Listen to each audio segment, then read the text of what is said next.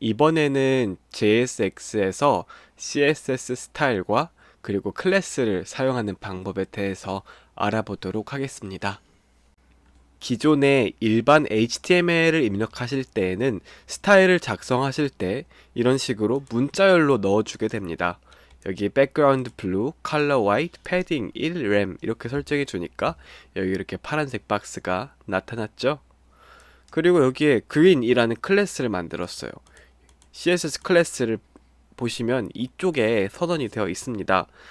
여기에 이거랑 비슷한데 색상은 초록색인 클래스를 만들어 주었고, 이것을 적용할 때 클래스는 green 이런 식으로 green이라는 CSS 클래스를 적용해 줬죠.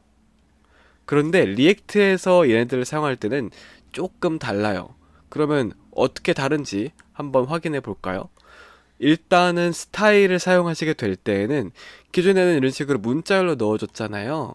이제 리액트 상에서는 객체 형태로 넣어줍니다. 그리고 일부 스타일 이름들은 예를 들어서 백그라운드 컬러 이런 식으로 중간에 대쉬가 들어가는데, 이런 것들은 카멜 케이스, 즉 새로운 단어가 시작할 때마다 이렇게 대문자로 시작해 준다는 것이죠. 그러면 한번 직접 해볼까요? 우선 새로운 객체를 만들어서 이 안에다가 스타일을 넣어 주겠습니다. background color 이런 식으로 카멜 케이스로 입력해 주셔야 하고요.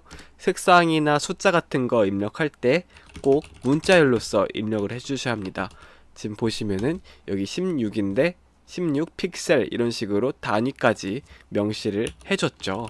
그리고 색상 마찬가지로 다시 흰색, 그리고 폰트 사이즈 원래는 이렇게 했죠. 근데 여기에 대쉬가 있으니까 폰트 사이즈 이런 식으로 넣어주시면 됩니다.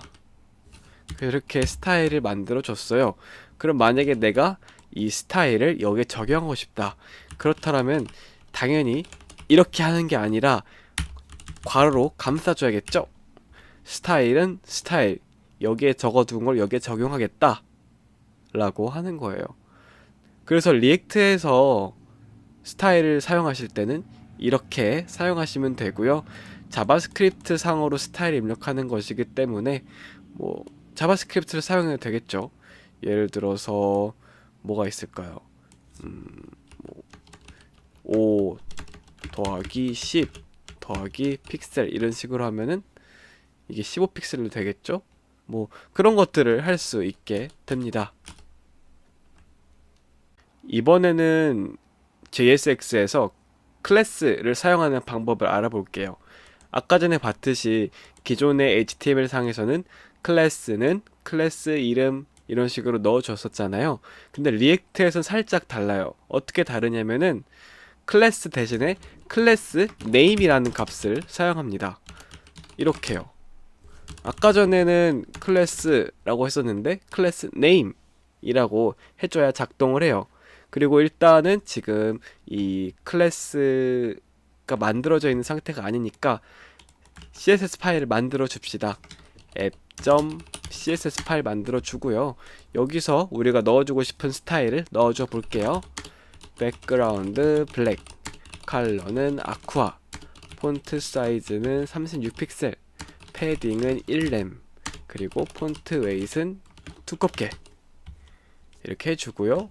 그리고 나서 app.js에서 이 css 파일을 불러와 볼게요.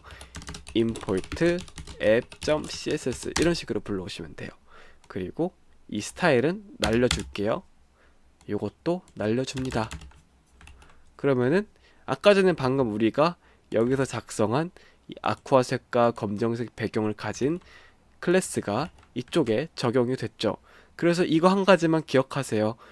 클래스가 아니라 클래스 네임이라고 적어야 한다는 거. 근데 여기서 네임은 날린다고 해도 작동하긴 해요. 근데 옛날에는 클래스라고만 입력하면은 막 경고를 띄우고 그랬는데, 클래스라고 입력해도 지금 작동을 하기는 합니다만은 클래스 네임이라고 하는 게 올바른 컨벤션이에요. 그렇기 때문에 네, 앞으로 계속 이 클래스 네임이라고 입력하시는 게 좋을 거예요. 자, 이번에는 우리가 작성한 JSX에서 주석을 작성하는 방법을 알아볼게요. 우선 기존에 작성한 JSX를 날리고 그냥 일반 div 안에 h1 하나 렌더링 해줄게요. react라고 적어주겠습니다. 이런 식으로 됐고요. 요것을 괄호로 감싸서 여러 줄로 보여지게끔 작성을 할게요. 일반적으로 자바스크립트 상에서 주석을 작성할 때는 이렇게 합니다. hi 라고.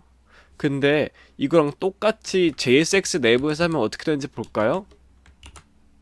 그냥 렌더링이 되어버립니다. 그리고 멀티라인 주석도 마찬가지예요. 멀티라인도 예외가 아니다. 그러면은 어떻게 해야 하는가? 일단 주석을 작성하실 때는 멀티라인으로 작성하셔야 되는데 이것을 괄호로 브라켓으로 한번 감싸 주셔야 해요. 그래서 뭐 물론 이런 식으로도 작성 가능하겠죠. 그래서 이렇게 하는 게 일반적으로 JSX 내부에서 주석을 작성하는 방법이고요. 그리고 가끔씩은 컴포넌트 같은 거를 선언하게 될 때 여러 줄로 입력할 수도 있거든요. 지금은 이렇게 되어 있는데 지금 자동으로 코드 정리가 되고 있긴 하지만 만약에 이 자리에 내가 여기에 주석을 쓸 거야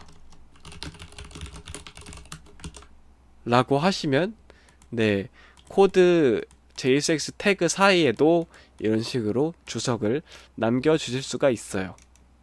네, 그래서 주석을 작성할 땐 주로 이렇게 작성하고 만약에 여러분이 컴포넌트를 만들어서 something 뭐 어쩌고저쩌고 하고 여기서 주석을 남기고 싶다. 그럼 이렇게 하시면 됩니다. 자, 이제 우리가 JSX의 기본적인 문법에 대해서 알아봤어요.